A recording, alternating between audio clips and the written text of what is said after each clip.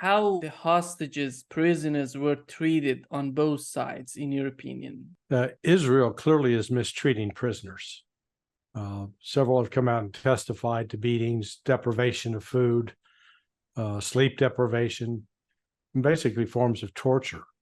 So it's a mistreatment and abuse characterizes the Israelis, whereas the scenes of the hostages that Hamas captured and took on October 7th, it's just the opposite. They are smiling, they are thanking their captors. There may be a little bit of Stockholm syndrome going on with that, but if they had actually been abused and mistreated, you wouldn't see these kinds of friendly, smiling faces, and some of them even warm handshakes as they departed. So in terms of demonstrating humanity so far, Hamas won on that score. Elon Musk was in Israel. He talked with Netanyahu. Then they had a conversation on X in which Netanyahu was explaining what's the strategy of Israel in this conflict in Gaza. He was talking about just de-radicalizing Gaza and rebuilding everything. So far from what we've seen, do you see any sign of this strategy in their actions? The Israeli strategy is very clear. They're going to destroy as much of the infrastructure that's required to sustain a civilian population in order to make the place unlivable and force the Gazans to flee, the Palestinians to flee, to get out. They'll also be killing as many as they can, which, that has been clear now over the first part of their effort. And it's so that they can basically vacate Gaza, and then they'll bring in settlers to take it over. That's their goal. If the world stands by and allows this to happen, it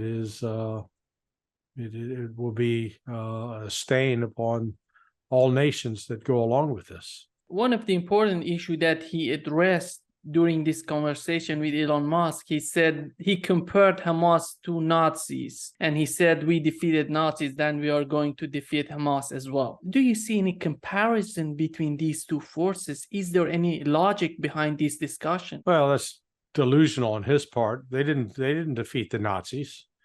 The Nazis almost exterminated all Jews from Europe. It was the Soviets who defeated the Nazis with the help of the United States and England.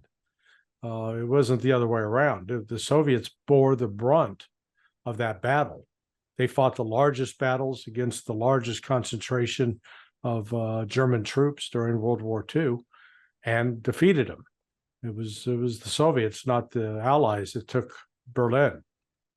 So I don't know what Netanyahu's talking about. He's just, I said, the guy's delusional.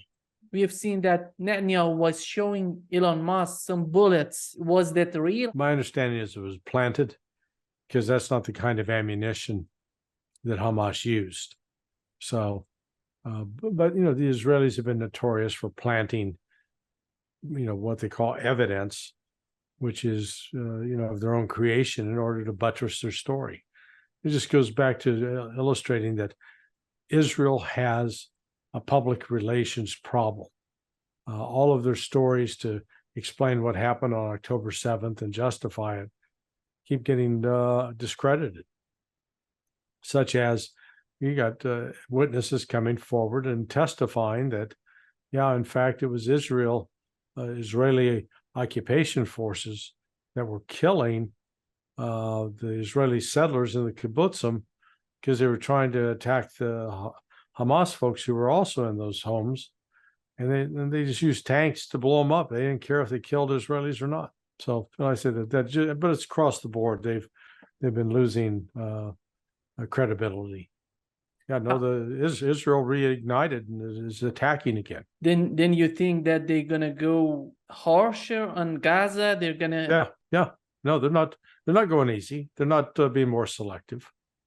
I said their strategy is to destroy the civilian infrastructure, particularly sewage treatment plants, water supply, hospitals, schools, so that you can't live there. No place to shop, to buy food. no place to go for medical treatment. So you're going to have to get out. That's Israel's strategy here, and they're pursuing it methodically. It's a genocidal campaign, in my view. How do you see the U.S. in this whole situation? Are they going to continue supporting the Netanyahu administration? The United States has within its power the ability to stop this and stop it now. To simply tell Israel, if you're going to continue this, you're not getting another drop of aid from us. But they won't do it because the U.S. Congress is basically in the pocket of the American-Israeli Political Action Committee. So U.S. Congress is not going to adopt that kind of position. What could have been done by the international community in this case? Cut off Israel's oil. Turkey has the ability to do that. Turkey, Erdogan is just a gas bag. Talks tough, makes threats, but it continues to do business with Israel. So as long as countries continue to do business with Israel, Israel will continue to go out and kill and maim Palestinians. That's simple. The Arab Muslim world has it in its power to shut Israel down economically. They're not doing it. So there's a lot that could be done on that front. The United States, as well, as I mentioned, could shut it down, but we're too beholden to Israel. So the Palestinian people are the ones who are suffering the horrific losses in this. I saw that you wrote a piece on Ben-Gvir on your website. Do you see these people who are serving in the Netanyahu administration are getting stronger or weaker in the public opinion of Israelis? People like Gvir are very low. I guess Gvir's standing he's more popular than Netanyahu. Netanyahu's only got like 4% approval. Gvir's got 29% approval, but neither is very popular. The only difference between Netanyahu and Gvir is an 8-time convicted terrorist.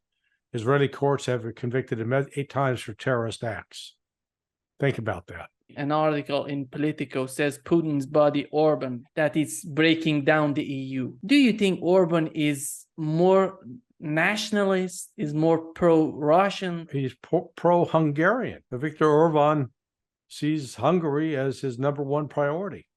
Doesn't see the EU as a priority, doesn't see Ukraine as a priority. Certainly is not acting at the beck and call of Russia.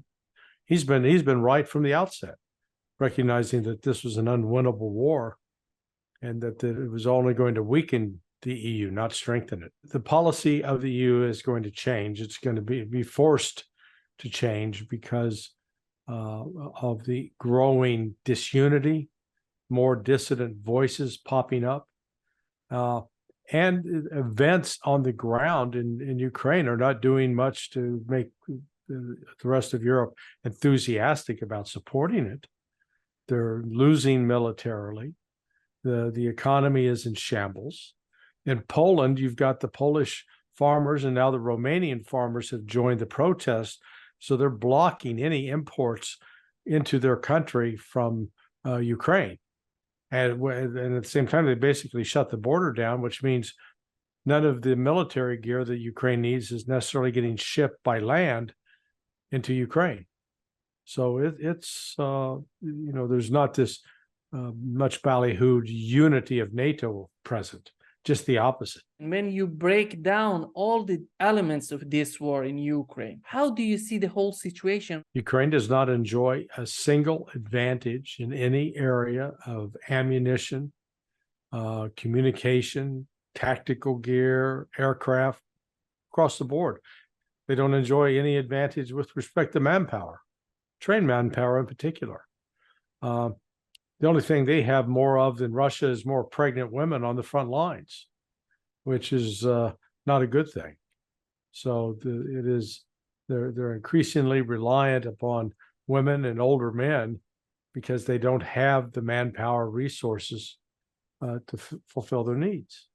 So it's just, we're watching a train wreck, and the train wreck's happened. The bodies are laying about, some are bleeding, and some of them are going to bleed out. And that's what Ukraine is in the process of bleeding to death.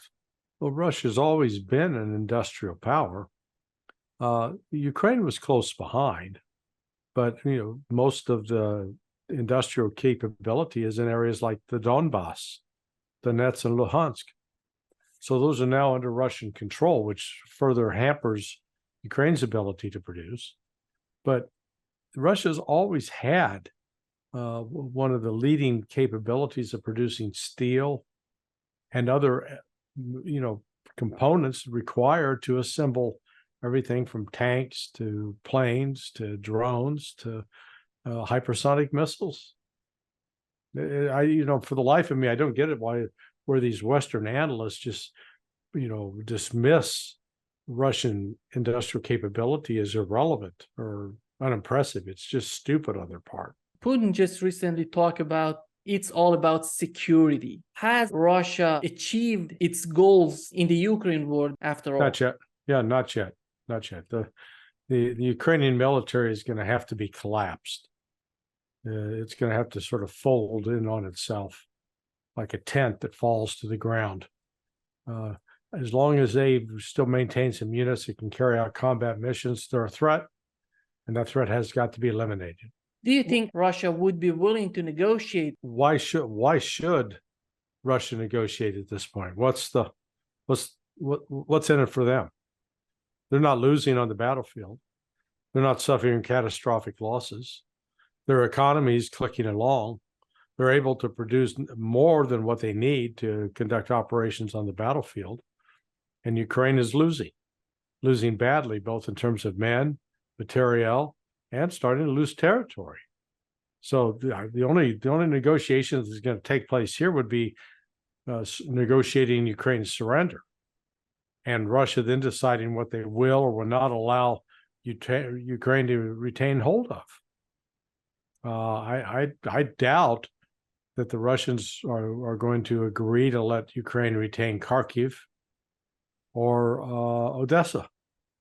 I see both places following under the influence of Russia and Russia retaining it. Seymour Hersh reported that there are some negotiations behind the scene between Zelensky and Russians. Is that possible? Oh, it's possible. I'm skeptical of Sai's report on that. If they can keep tearing them up all day long, Russia's not suffering massive casualties out of this. It's Ukraine that's suffering the massive casualties. Ukrainian generals want to get this thing ended. Russia's going to listen and say, okay, here's what we want. Give us Kharkiv, give us Odessa. Never join NATO. Sai suggested that they might be willing to entertain a deal in exchange for letting Ukraine join NATO. That I can't believe that. I think that would be suicide. There's not great unity or great support behind Zelensky at this point. He's facing pressure both externally from his previous erstwhile allies to make some sacrifices and some concessions. And he's also got the internal battle going with Zelensky and God knows who else. He is in a difficult spot, and I don't see. He keeps poo-pooing the idea of negotiations, and we know now from both the testimony of two former Ukrainian negotiators who were directly involved with the process, confirming what Vladimir Putin said in July, that there had been an agreement reached, and that it was Boris Johnson that came and told him, hey, back out, don't do it, go to war with Russia. So the West has been enabling this conflict all along. What's the policy of Europe after all? Well, Europe's talking a good game, but talk's cheap. Where's the artillery shells? They made a promise that they'd produce a certain amount. They're not even close. So the Europeans are like this guy that always talks about he's going to buy the most expensive Mercedes possible, but he's unemployed, doesn't have any money. How's he going to do that? He's not going to do it. Same thing here. Europe say, oh yeah, we're going to support Ukraine to the last Ukrainian. Well, good luck with that, because Russia will take them up on that, and well, Ukraine's could be erased from the map. I think the way this ends is Russia's going to negotiate with Ukrainians to surrender, and there will be certain Ukrainians banned from the capital, Kiev, and Russia will take over and rule it until I think it'll likely fall under the rule of the clergy, the Eastern Orthodox Russian clergy may play a very influential role when we get down to the point of settling this conflict. If Trump wins the election in 2024, what would happen to Europe? What would be the U.S. foreign policy in Europe? How are they going to handle the Ukraine war? Well, they're going to have to pay for their own way in NATO. At this point, I think we'll see NATO come apart. Trump would be probably the best news ever for Europe from the simple standpoint. He would cut off U.S. aid to Ukraine, and in the process, force that war to an end, which will save Europe from setting itself on fire. I mean, it's a suicidal policy at this point to insist upon supporting and sustaining Ukraine on the part of the Europeans. Just nonsense. OPEC Plus has agreed to cut production of almost 2 million barrels per day. Right. It's so influential on Europe. Well, the Saudis, along with the Russians and the Iranians, are wanting to keep the oil at a particular price where they can be certain that they're going to earn money off of it, earn a decent profit. You got to look, though, one of the reasons they're being directed to do this is because the price of oil is falling. Well, why is it falling?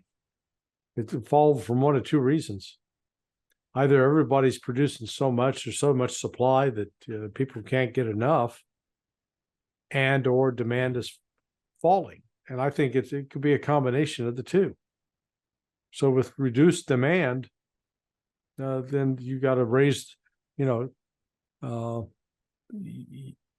going to have to do something with the price. So they're trying to stabilize it. That's what's going on. And by cutting back the supply, it's ultimately, I think, going to further damage Western factories and businesses from their ability to grow.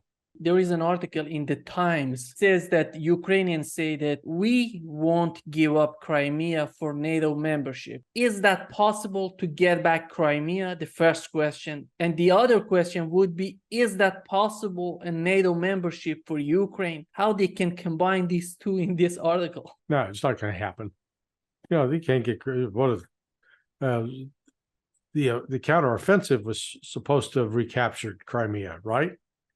The mighty Ukrainian army was going to sweep through the steppes and over Mariupol and down to the coast, and they were going to take it all. The Russians were beat.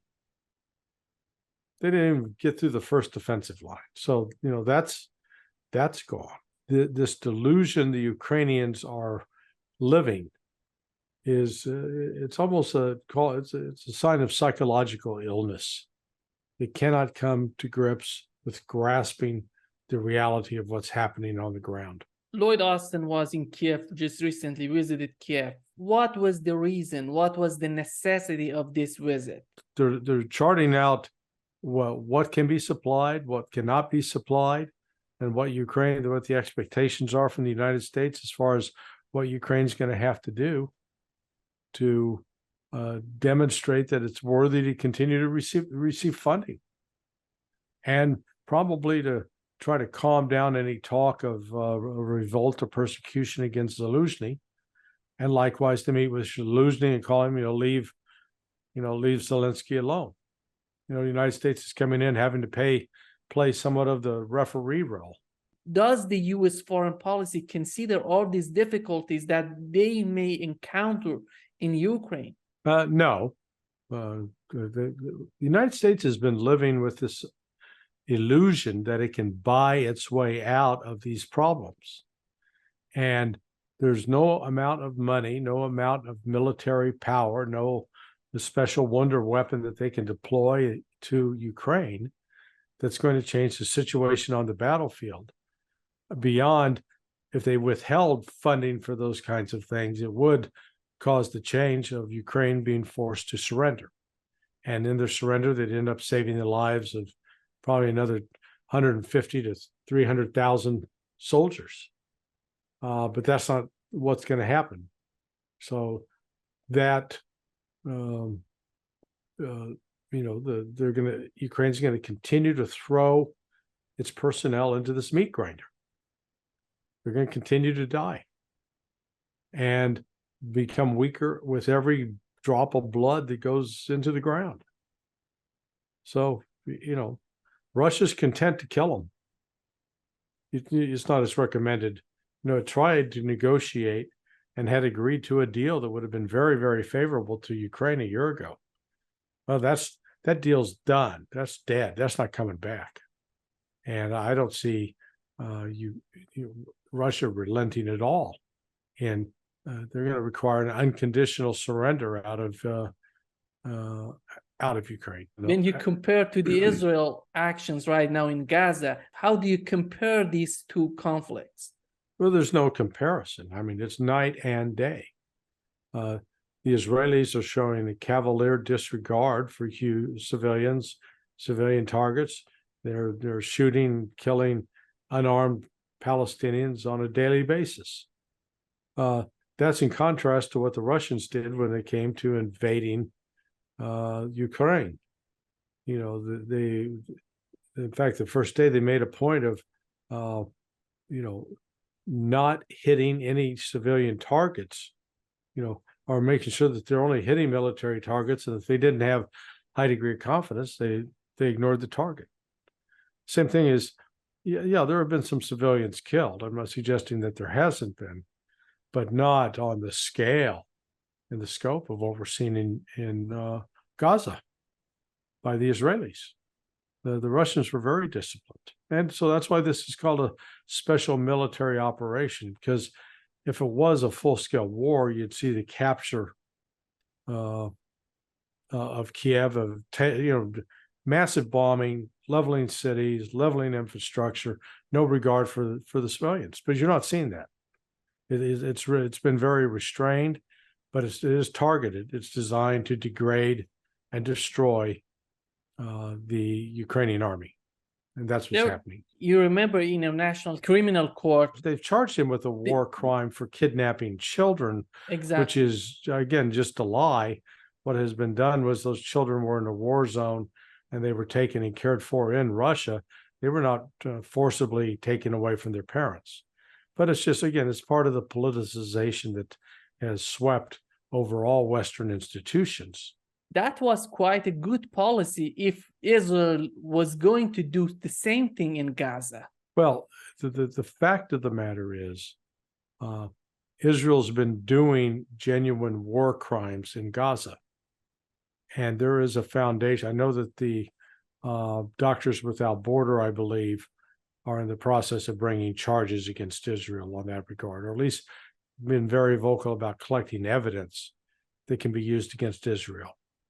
So the United Nations General Assembly still could take action to have charges filed against Israel, making it impossible for Israeli citizens to leave the country. I think that'd be a good first step.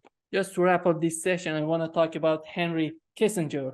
I want to know what's your opinion on him. Well, it depends on the issue. So if it comes to the war in Vietnam, I know that people, particularly like Seymour Hersh, would condemn Henry Kissinger and Richard Nixon as war criminals for what they did in Cambodia and Laos, double dealing.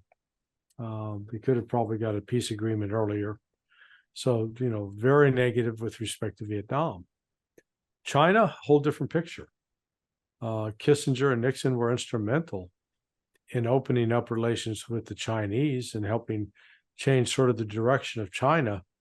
Now, why did the United States do that? Well, the United States was doing it to weaken Russia, weaken the then Soviet Union. So it's not like we were saying, hey, let's be friends with the Chinese and see if we can work together to build a better world. Nah, this is all about power politics. With respect to the Middle East, Kissinger's been irrelevant. He's had views, and he's tried to moderate what should happen with Russia.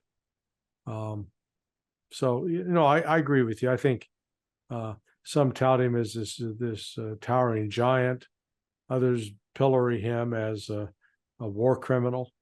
And I think the truth lies somewhere there in the middle.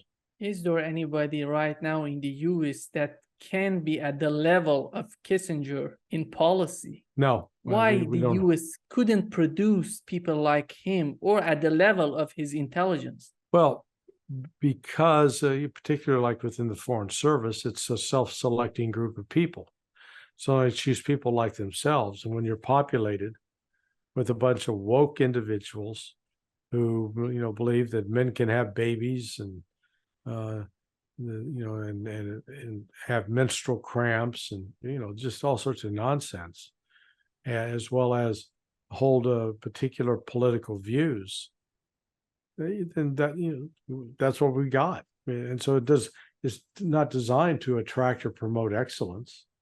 It's designed to encourage mediocrity. Kurt Vonnegut wrote a lot about this in I think his book, The Cat's Cradle. Read a variety of different stories about how instead of creating something that's elite and special, and elite not just because you got the right money, but because of your performance, that you have demonstrated excellence. You speak multiple languages. You know how to engage people in different cultures. That's one thing to be in that kind of elite, but in the United States anymore, it's rare that somebody grows up speaking another language. Yeah, one of his latest movement in diplomacy was his trip to China. He was trying to solve these tensions that are existing between the US and China. Right. How successful was that, in your opinion? Well, I think it probably helped aid getting Xi Jinping to come to San Francisco, but I'm not sure if it was Xi Jinping or Henry Kissinger that told the Biden team and the Governor Newsom in California, you got to clean up all the human excrement off the streets and get rid of these homeless people, or he won't come. And so they buckled down and did it, got rid of it, just to show they could have cleaned up the city a long time ago. They just didn't want to. They want to let it devolve into this Mad Max hellscape. When you look at his policies, especially on Russia and China, if his policy were to dominate the US foreign policy on these two countries, what could have been the situation right now? If he had been consulted and allowed to make the decision in December of 2021, when Vladimir Putin reached out to Joe Biden, I think very well that Kissinger would have cut a deal that would have left Ukraine out of NATO and assured the Russians that they were not going to be a threat. Hell, if anything, they should have brought Russia in. They might even propose bringing Russia into NATO, but NATO can't do that because once they do it, the entire reason for NATO disappears. So you got to keep up an enemy, even if it's a false one.